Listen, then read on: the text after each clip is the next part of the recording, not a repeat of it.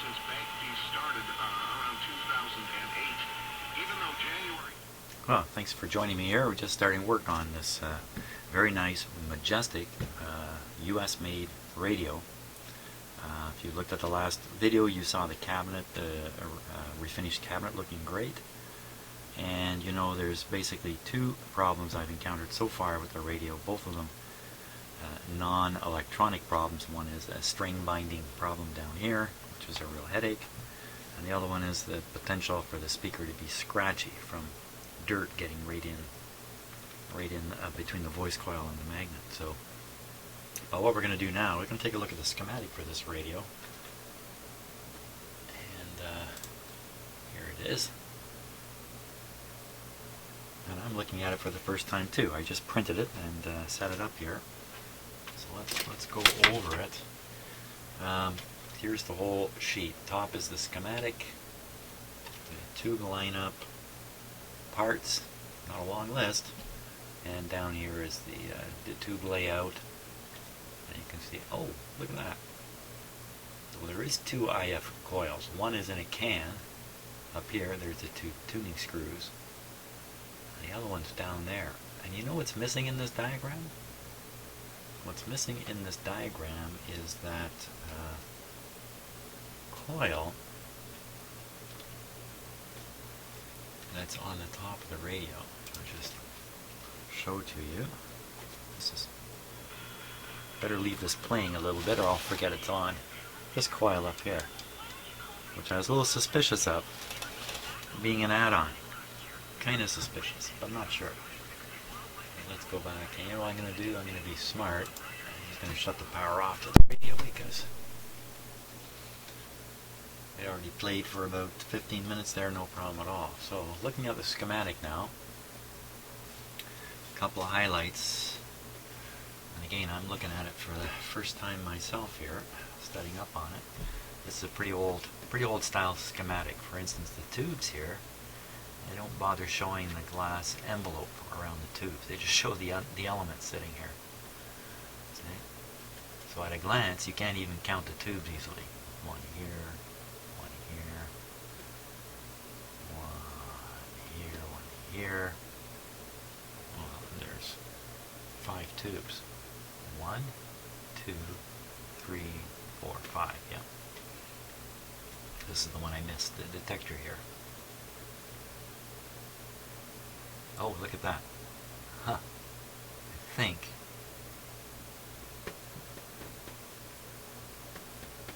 I'm not sure how they're showing this. I think this is one tube in here, and this is the detector part up here, and this is the audio amplification grid here, I think. And this would be the plate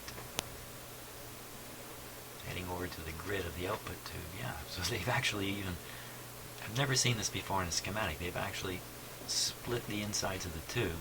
You know, when they do this in a more modern schematic, they show the glass, half the glass here and the other half down here, and they kind of, you can figure out that, oh, that's the same tube split on the schematic. But here it's a little trickier. So go back to the front again here, and you can see the antenna itself is actually not connected directly to the radio at all. It comes in, passes through a coil, and heads to a ground. This would be either the chassis or an earth ground. Considering there's only one wire sticking out the back of the radio, I think this is the chassis. So all these points are probably chassis connections.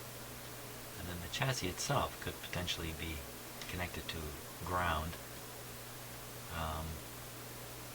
But, you know, they're trying to make these radios easier and easier to use, so they're trying to escape the need to apply a ground connection. It's a hassle in your average home. So they figured out a way to kind of do away with the earth ground. Just rely on the radio as the ground. On phono, what does that say? On phono something only.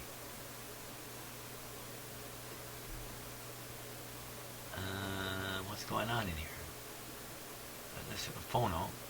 I don't remember seeing a phono jack on this radio. Is there a phono jack? I mean, that'd be great.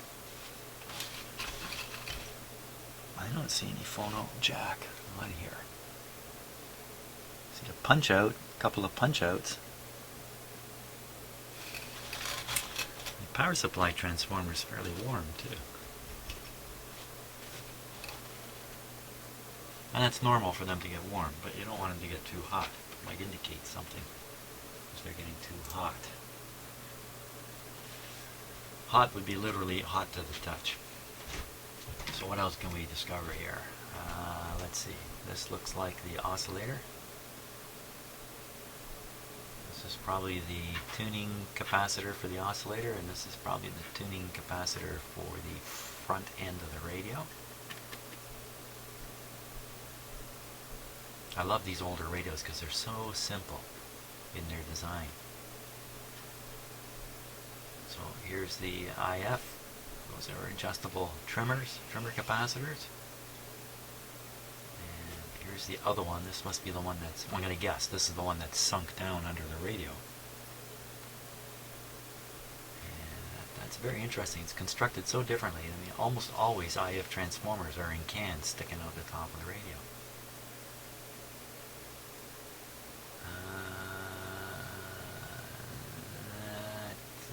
What's going on there? Where's the volume control? Maybe that's the volume control right there.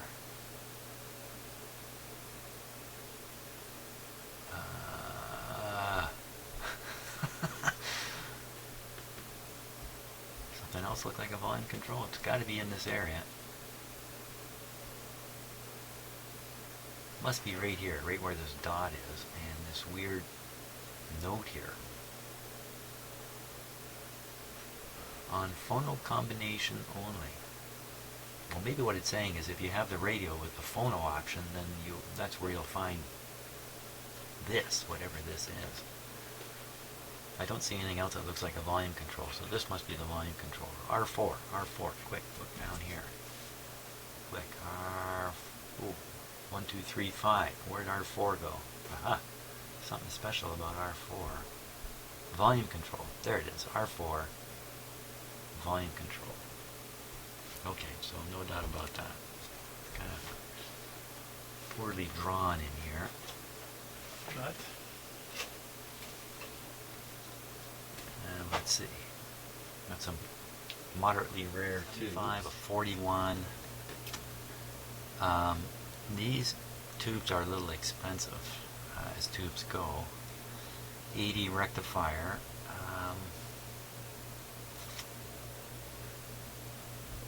I'm not sure about the cost of these tubes. And maybe all these may be a little more expensive than tubes from a slightly later vintage of a radio. There's the field coil there in the power supply. Two little capacitors, 14 and 15. 14 and 15. 8 and 8.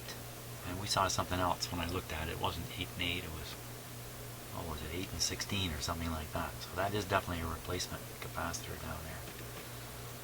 Phono.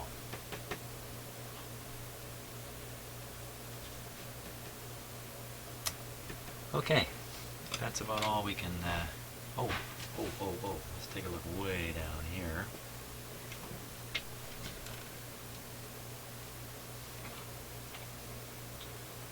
Radio phono on combination. Oh my gosh, there's a control here. And I'll show you what's on the radio. So 1, 2, 3 controls. But on the actual radio it's a whole 2 controls. So this is an optional for the phono ready version of this radio, which this one is not, unfortunately.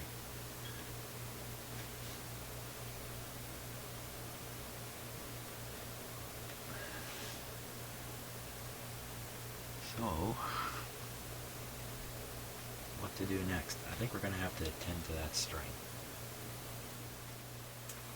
Okay, so I think I want to start with taking a really close look at this string situation in here, because it looks to me like this string is just looping around once, barely once, and that's really unusual for a string.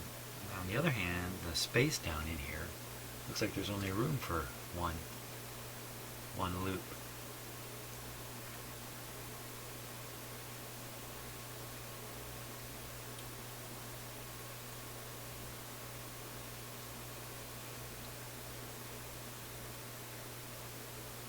You can just see what happens there. Like tying a knot. If I go the other way, here, let me free it up first.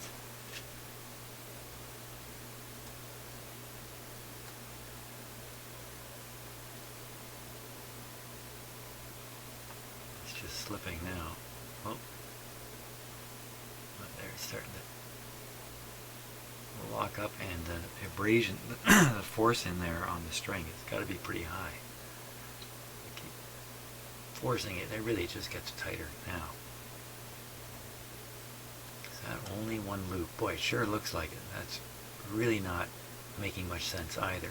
Plus, the control goes the wrong way. Plus, the spring is sprung. Right up here. The spring is sprung. So, you put all that together. The spring is also brought around here, this hub here. Put all that together and it sounds like this radio had string problems, and they were solved by shortening up the string, so it may have broke right at the end. And part of the shortening up the string resulted in the inability to wrap this piece properly. So only went for one loop and got it backwards. Probably after suffering all the brutality of trying to work on a string, because it's brutal. The repair guy turned the knob. I've done this exact thing. Turned the knob and went, oh my god, I got it backwards. But that's how it stays. So easy enough to flip that around. Flip it around and have this string coming up from this side and this string coming out from down there, and get another loop in. Well, I don't think I can get another loop in. Plus, it's just this thing is really weird.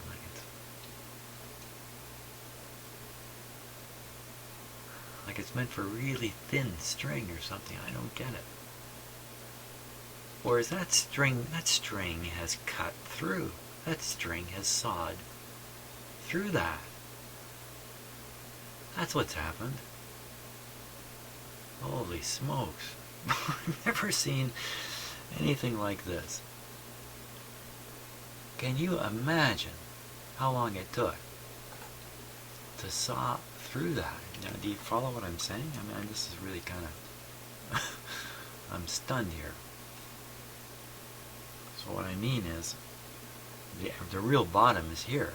This is the real bottom. It should come right across and go up the other side, right across. But instead, the string has cut a groove down through this material. Oh my god, is that true? Can that really be true? Get out of here. I gotta be wrong. I gotta be wrong about this.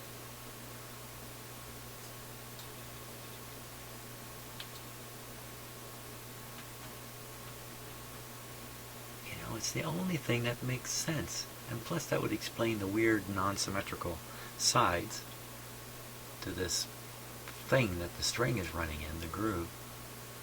You can almost tell that the one side's been cut differently because the string is pushed a little funnier there. Wow. That's a testament to the piece of string. Holy smokes. See lots of evidence of string wear. I can't believe it. And I also don't know what to do about it. Oh my gosh. Okay, well, good thing I took a closer look at that. Now the other thing I want to just take a quick peek at is the speaker again.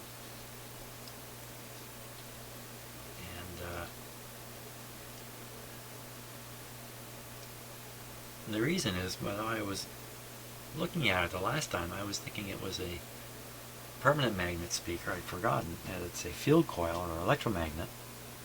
But I wonder if it has any magnetism kind of hanging on there. So I'm just going to take this, see if it sticks. No, it doesn't stick at all. There's no magnetism left there.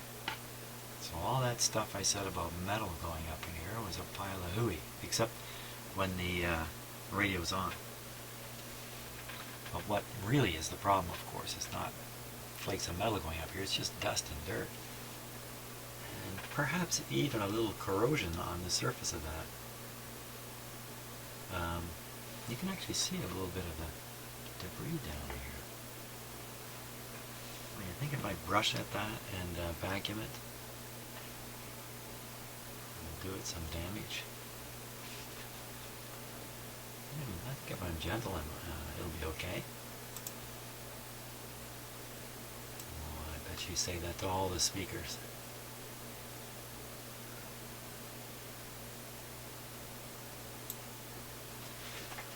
Okay, I'm going to give it a shot with a brush. Oh, for crying out loud. Okay, just throwing my stuff around the shop here. Brush and vacuum. I don't think I want to blow air into that. I think I'd rather have a vacuum kind of drawing air away from it. Don't want to get it too close. Here we go.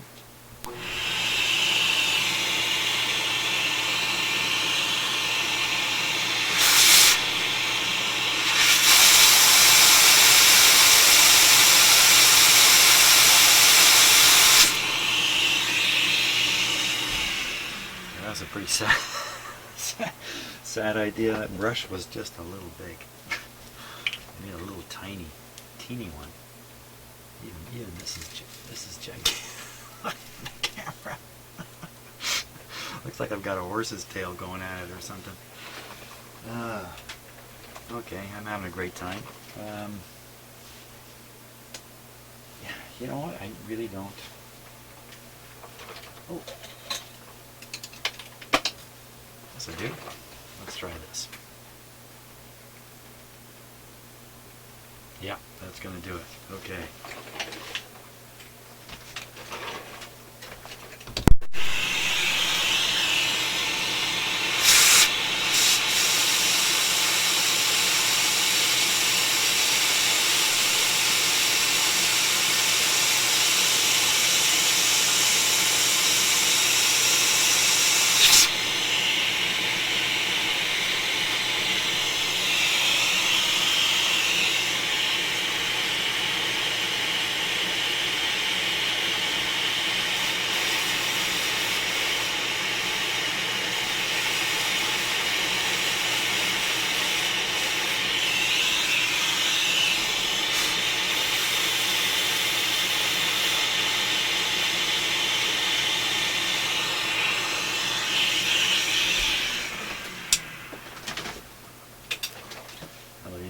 Couldn't see this in the camera. I did not get the vacuum hose too close to that speaker for fear of basically sucking a huge hole into it. So, well, whether that really helped the situation or not, if there is some dirt and grit farther up in there, I'm really not going to get it that way.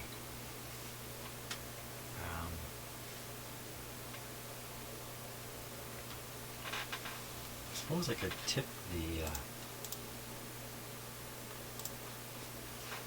I could tip the whole radio up so that the speaker's down, play a tone through it. Oh, playing a tone through it. Yes, I can play a tone through it. I certainly can.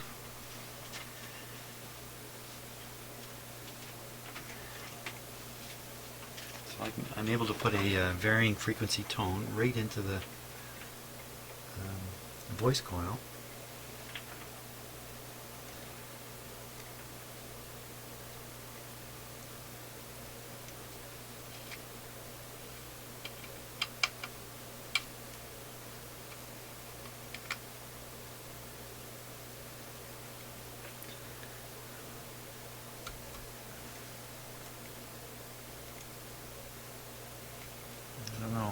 if they're making connection or not, but we'll know in a moment.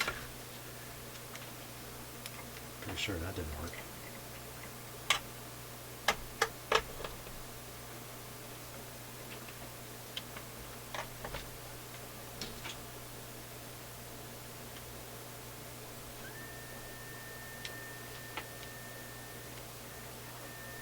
Yeah, it is working.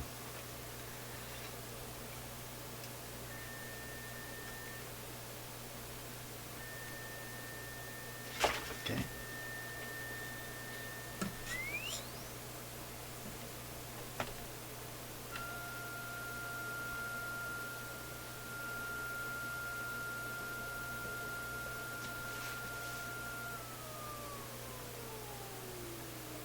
Not very loud.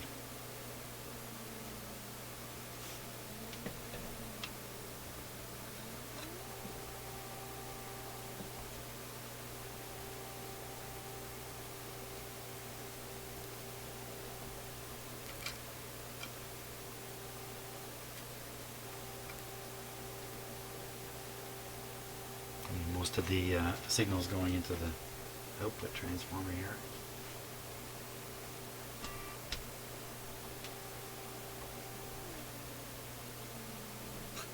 Just not enough volume there to drive the speaker enough to hear if there's a problem with dust. I mean, you can probably barely hear that on the video.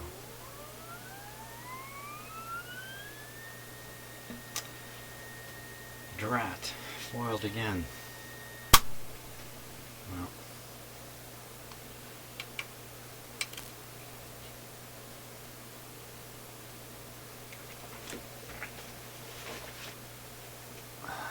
I can put external modulation into my transmitter, my signal generator.